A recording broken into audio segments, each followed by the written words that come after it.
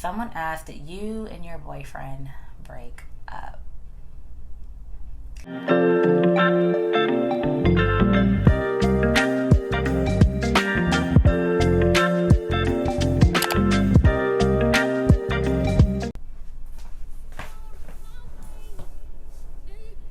Hey y'all. Hello you guys. Welcome back to my channel. I was going to make this video like I'm going to be doing my makeup while I talk to you guys. I figured I'd just come on here and just talk to you guys. That way I'm not like distracted with doing my makeup. Hello, I hope you guys are doing well. I decided to have me a little glass of wine. I'm not going anywhere tonight, just so I can relax a little bit. Like, I'm relaxed, to be quite honest. I'm gonna give you guys a bit of a update on how I've been doing, because I feel like I haven't sat down and talked to you guys in quite some time.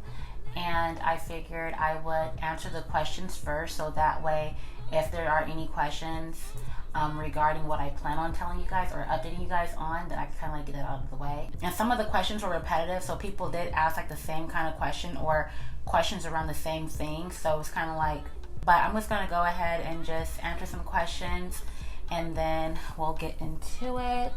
What's it called? I never remember. Il Duca Imperial.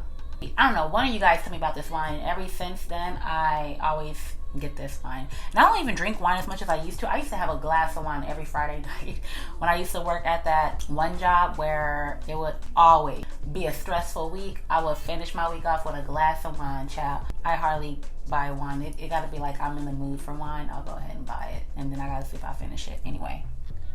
First question is, now that you've been baptized and have a closer relationship with God, how has life been? I thought this was going to be a very long-winded answer. So for those who don't know, I did mention in a couple of videos prior to this one that I was baptized. My baptism day is April 1st, 2023. The last time I was baptized, I was a child living back home in California, so I really don't remember the last time I was baptized. What led me to getting baptized first was I just really wanted to work on my relationship with God, my own personal relationship. And I didn't really think like I need to get baptized. I think I was sitting in church one day and they mentioned baptism, and I'm like, you know what? I would love to start there. And I didn't look at baptism in a way of like washing away my past, but it's more so like I'm giving my body, my life, my spirit, everything to God.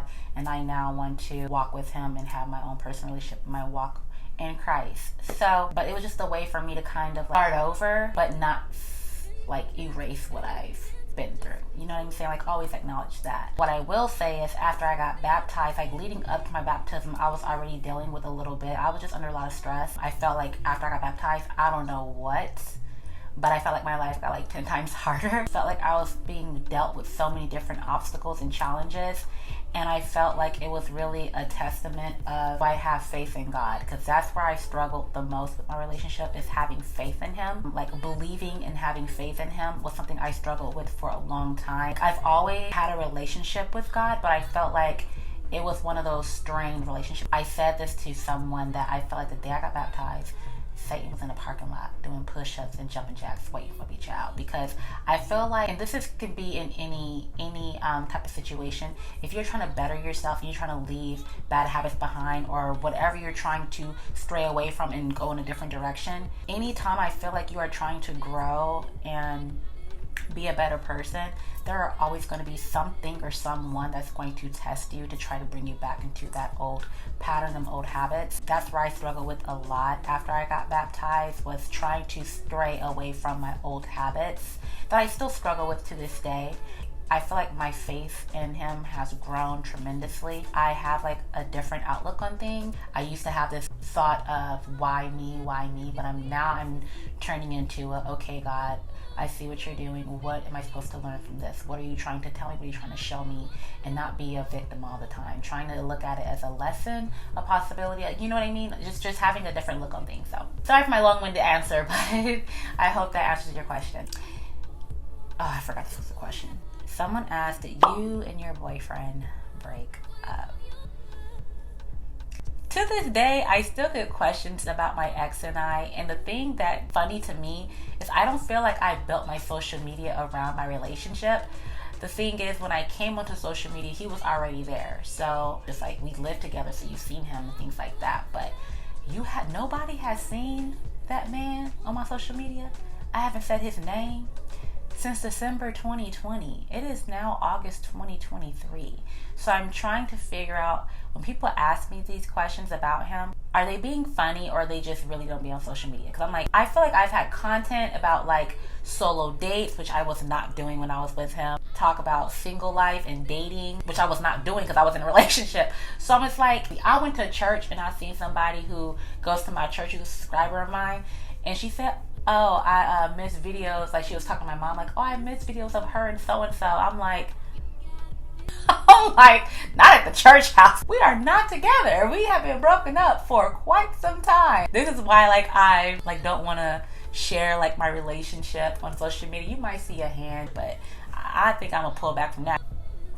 Someone asked, how often do you work your legs in a week? Before I cut back my hours at my other job, I was only working legs once a week. That's all I could do. Now that I have way more availability, I only work it twice a week. I don't feel the need to do 3 days a week. I do 3 days upper body, 2 days lower body. That's how I've always done it. I don't think I need to hit legs multiple times to see the development or growth that I want. I think 2 is just fine. You still need to give your body time to recover. And when I do hit legs twice a week, I split them. So one day I'm doing glutes and quads. The other day I'm doing glutes, hamstrings, and calves. I am still like lifting heavy in my lower body because I want my booty to still, like, I want it to grow bigger. So I'm still hitting heavy weights on my lower body. How much calories to eat in a day and how many times a day? I don't count my calories. I don't count my macros. I did that when I first started my like fitness journey during the pandemic, because I didn't know what I was doing. Like, I literally bought a meal plan. I don't suggest anybody buy a meal plan from like influencers and stuff like that.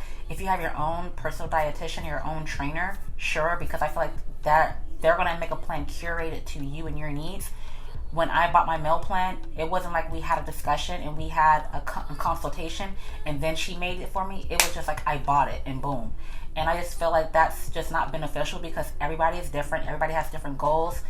Different bodies. So I don't think like pushing out a general meal plan for a mass of people is going to be beneficial. It might work for some, but not all. If you are ever considering buying a meal plan from an influencer, I don't suggest it.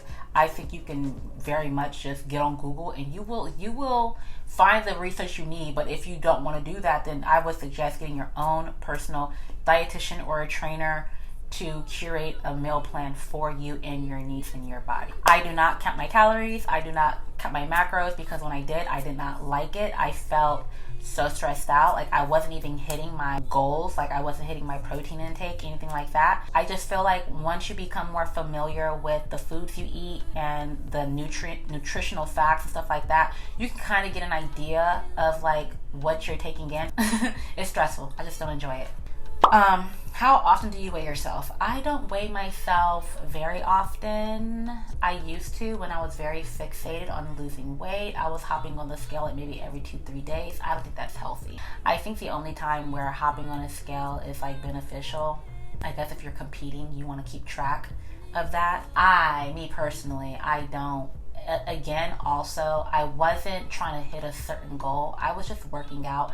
I knew that I wanted to bulk. I know that I wanted to get bigger, but I wasn't concerned about, am I gaining weight too? And my toxic trait is I hop on a scale on my period. Or I'll hop on the scale a couple days before my period when I'm bloated as heck. It's like, why did I do that? Because then a week later, the 5 pounds is gone. Me personally, I don't hop on the scale. I sometimes I'll hop on it if I feel like, well, I'm looking real slim. Like, these past few weeks, I have not been able to eat all my food. Like, some meals I eat completely, but it'll get to a point where I'm halfway through my meal and I'm starting to gag because I cannot finish my food. And I'm like, I have not been eating that much. Like, I feel like I've been eating, but I have been eating my meals. Like, I've been eating like 20-30% of my meals. I go hop on the scale and it still say, girl, you still 140. You still 140, shawty. I'm like, dang, so I ain't losing no weight. Oh, damn. Like, that's too bad.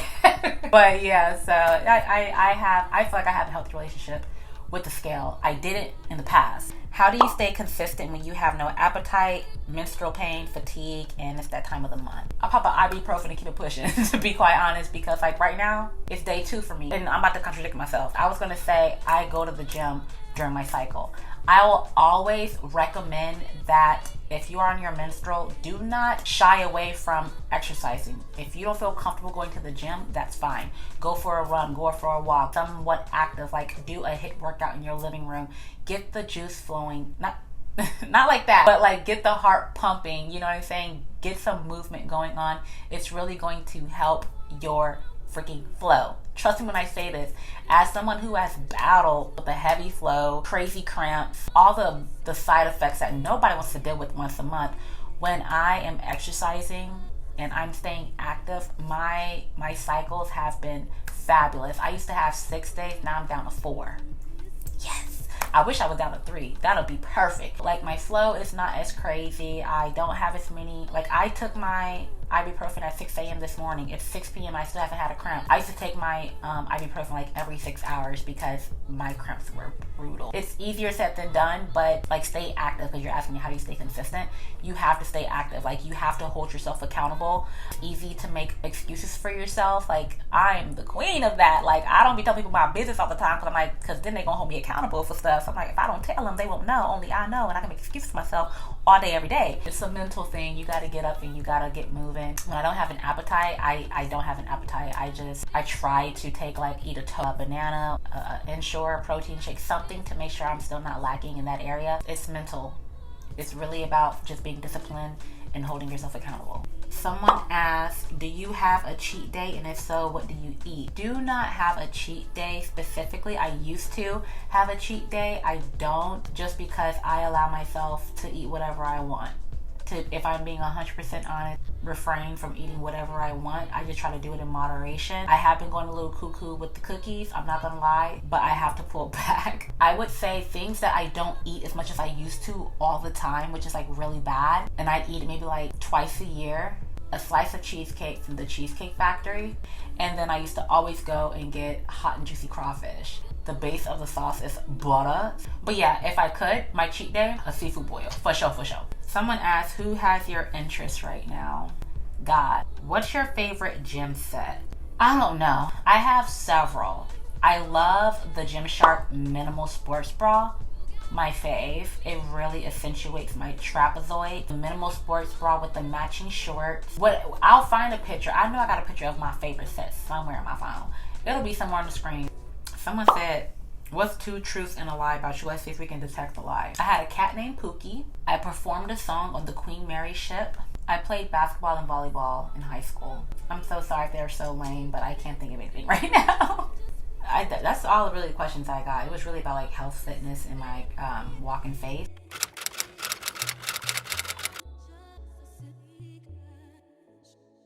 Then as far as like a life update, things are going great. For the most part, everything is fine. I'm alive, I'm breathing. I have a roof over my head, clothes on my back, and food in my fridge. So I really don't have much to complain about. I really don't complain. If anything, I just, sometimes get frustrated with myself, but that's for another day.